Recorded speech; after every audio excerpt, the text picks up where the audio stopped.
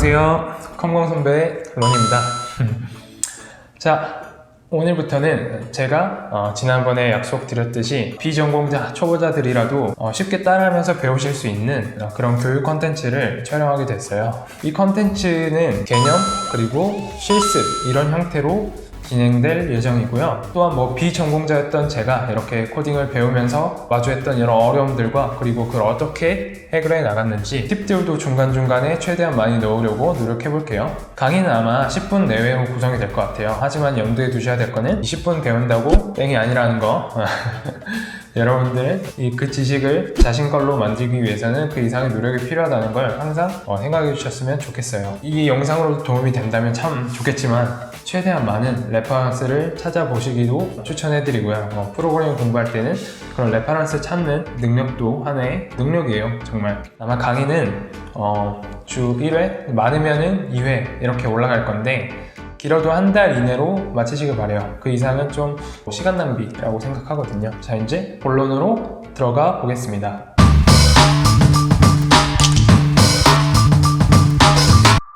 자, 우리는 차근차근 문법부터 배워볼 텐데, 자, 특히 우리 언어는 파이썬을 기준으로 할 거고요. 파이썬이 초보자들이 접하기는 굉장히 쉬운 언어거든요. 다른 언어에 비해서. 물론 그렇다고 파이썬이 마냥 쉽지만은 않을 거예요.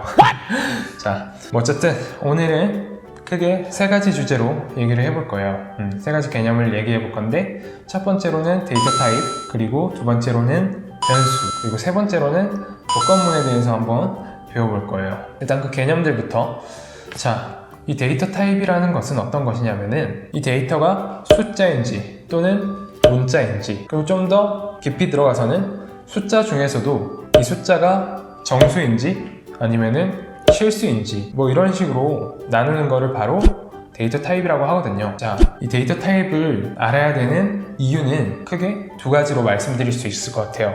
첫 번째로는 메모리를 효율적으로 관리하기 위해서요. 이 메모리라는 거는 컴퓨터 안에 있는 어떤 방들이에요. 컴퓨터 안에 방이 꽉 차면은 컴퓨터가 일을 잘 못하고 속도도 느려지고 그럴 수가 있거든요. 숫자인지 문자인지 이런 데이터 타입들에 따라서 그 메모리를 차지하는 크기가 달라요.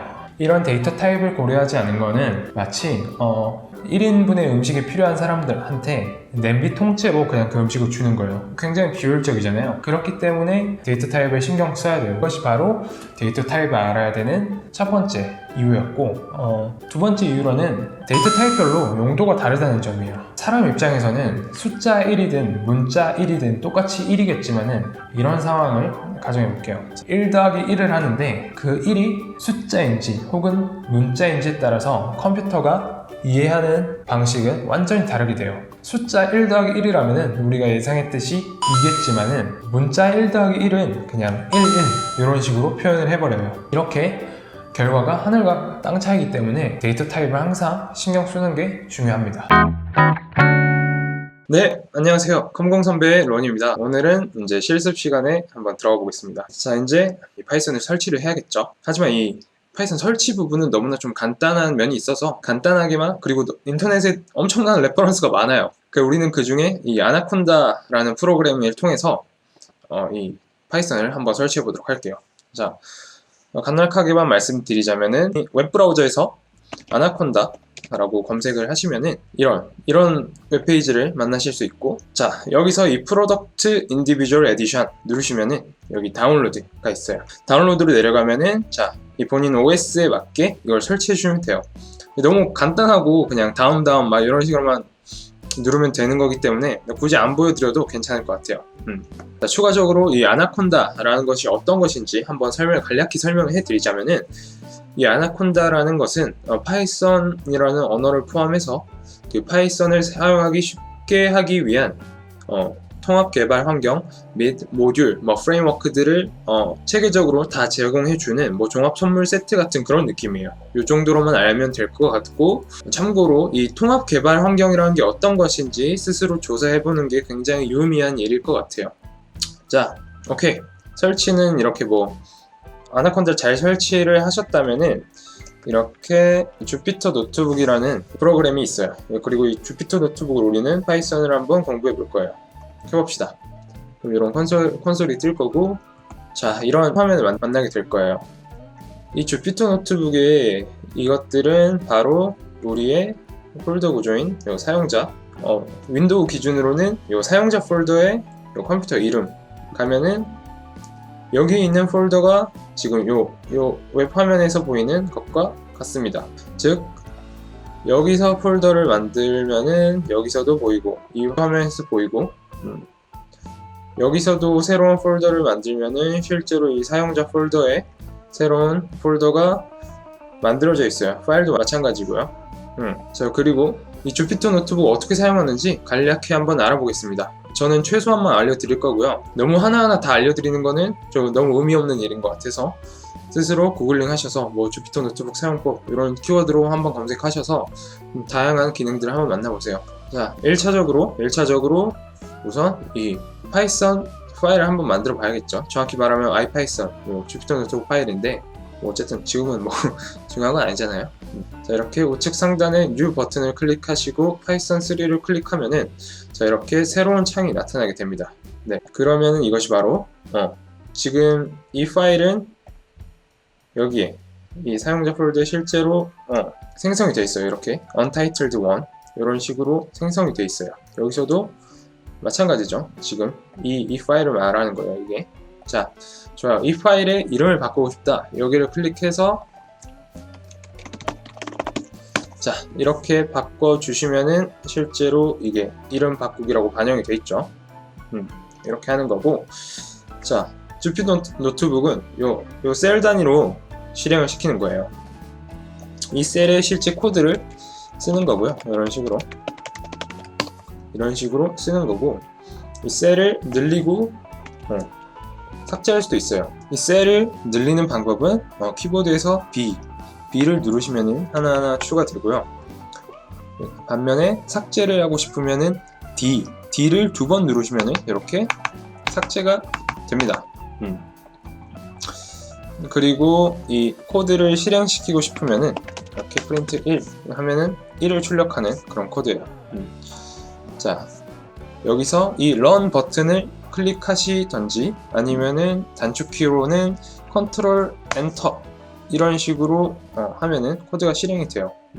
그리고 추가적으로 요 UI 요 화면 구성은 이 아나콘다 버전 따라 좀 다를 수는 있어요. 근데 뭐 다 비슷비슷하니까 그렇게 큰 무리는 없을 거라고 생각이 됩니다.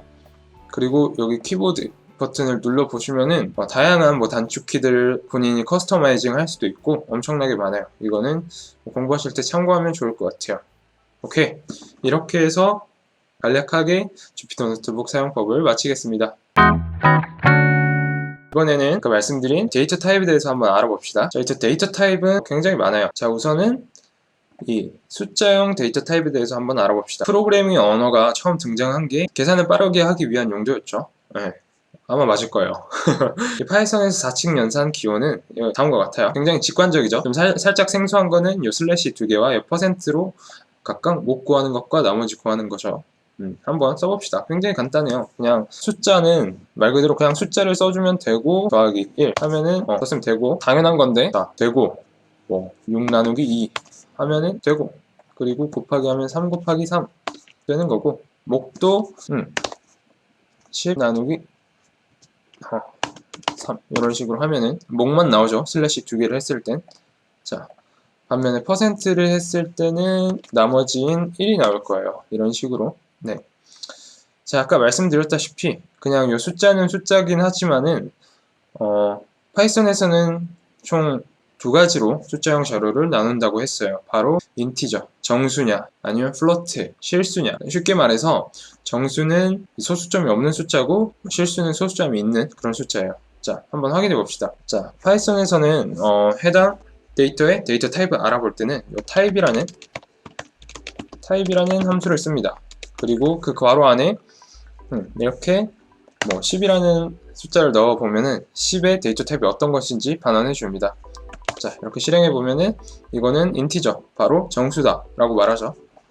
반면에 소수점이 있는 10.1 이런 식으로 한번 실행을 시켜 보면은 플로트가 나오죠. 좋아요. 이렇게 해서 간단하게 숫자형 자료를 알아봤어요.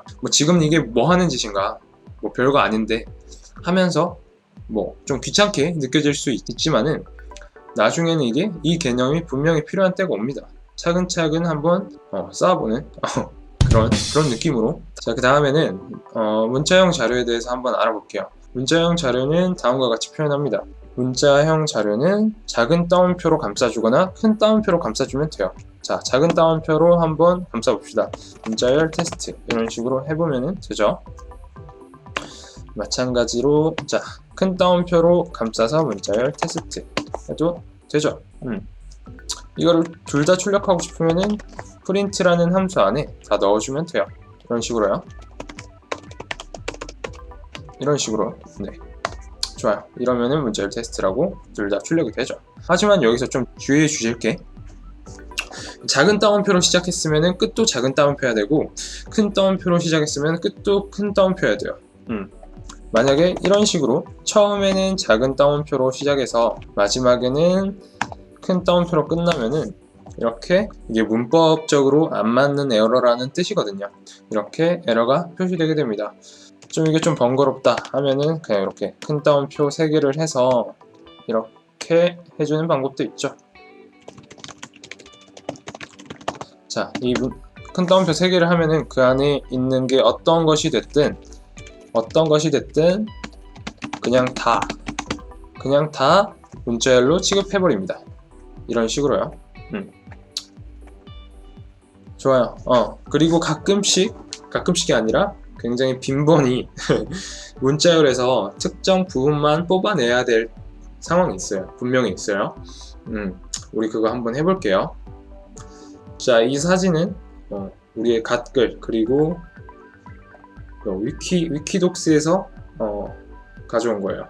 분명히 출처를 밝혔습니다. 네, 그렇습니다.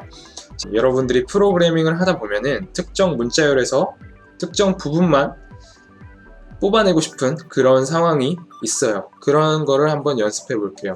네. 자, 이 사진을 보시면은 이렇게 삼성이란 글자를 보시면은 SAM, SUNG 이런 식으로 각 글자마다 그들의 주소가 있어요. 이런 걸 바로 인덱스라고 하는데요. SAMS 이런 것들이 0, 1, 2, 3, 4, 5, 6 이런 식으로 각각의 인덱스를 가지고요. 또 반대로 부르고 싶으면 맨 마지막 글자부터 마이너스 1, 2, 3, 4, 5, 6, 7 이런 식으로 진행이 됩니다. 자, 바로 문자열 하나를 추출하는 것을 인덱싱이라고 부르고요. 그리고 특정 부분을 추출하는 것을 바로 슬라이싱이라고 합니다. 이 슬라이싱 아니면 인덱싱의 기본 문법은 이렇게 대괄호를 기준으로 시작, 끝 스텝을 콜론으로 나누는 거예요. 네. 자, 이렇게요. 자, 이런 문자열이 있다고 한번 가정해 보고, 여기서 이 과라는 글자만 한번 뽑아 볼게요. 이 과라는 것의 인덱스는, 즉 주소, 어떤 것이냐면은, 자, 0, 1, 2, 3 해서 여기에 대괄호 안에 3을 넣으면은 과라는 글자만 한번 추출이 될 수 있죠. 그리고 이번에는 마찬가지로 인덱싱이라는 특정 문자를 범위를 지정해서 뽑아낼 수가 있어요. 이거는 이렇게 대괄호를 연 다음에는, 자, 첫 번째 인덱스부터 싱이 0, 1, 2죠. 네, 이렇게 2를 한번 넣어 볼게요. 근데 이렇게 인덱 그리고 싱이 안 나왔어요. 이거는 인덱싱의 문법이에요. 마지막으로 주어진 인덱스는 추출하지 않아요. 즉 여기에 플러스 1을 해서 3이라고 해줘야 인덱싱이라는 게 슬라이싱 되죠. 말이 좀 헷갈릴 수 있어요. 네. 어쨌든 이거를 바탕으로 이 슬라이싱이라는 글자를 한번 뽑아 봅시다. 이게 몇이에요? 5인 것 같고 9. 자, 이런 식으로 슬라이싱이 가능하죠. 네, 이게 바로 인덱싱과 슬라이싱이었습니다. 다시 한번 말하자면은, 특정 문자에서 내가 필요한 부분만 가져오고 싶을 때 이렇게 인덱싱이나 슬라이싱을 쓴다. 인덱싱은 문자 하나만 가져오는 거고, 슬라이싱은 어떤 특정 부분을 가져오는 거다 라고 이해하시면 될 것 같아요. 추가적으로 이 이스케이프 코드를 한번 보면 좋겠는데, 지금에서는 뭐 그냥 모르겠다면은 그냥 과감히 넘겨도 돼요. 그냥 이런 게 있다는 건 알아야 되니까 알려드리는 건데, 뭐 여러 가지 있어요. 그냥 이 예약된 거예요. 이미 지정되어 있는 어떤 기능들인데, 역슬래시 n을 하면은 문자열 안에서 개행하는 그런 이스케이프 코드, 즉 줄을 바꾸는 그런 이스케이프 코드고, 역슬래시 t는 탭 간격을 주는 그런 이스케이프 코드예요. 한번 간단하게 사용을 해보자면은, 자, 안녕하세요 로니입니다. 자, 이런 문자열이 있으면은, 자, 역슬래시 n을 해보면은요, 줄 바꿈이 될 거예요. 이런 식으로요. 됐나요? 그리고 반면에, 자, 탭 간격을 한번 줘볼게요. t. 이렇게 해서 실행을 시켜보면은 이런 식으로 탭 간격이 주어져 있죠. 네, 이게 바로 이스케이프 코드라는 거예요. 지금은 뭐 모르겠으면 그냥 넘겨도 돼요. 별로 크게 크리티컬한 내용은 아니니까. 자, 하지만 이런 게 있다는 거는 뭐 한번 보면 좋잖아요. 여기까지가 데이트 타입에 대한 간략한 내용이었어요. 숫자, 문자 말고도 수많은 데이터 타입이 있어요. 일단은 여기까지만 하고 차근차근 배워나가는 걸로 하죠. 수고하셨습니다. 여기까지 재밌게 보셨다면 구독, 좋아요, 알림 설정까지 부탁드립니다. 지금까지 론이었습니다.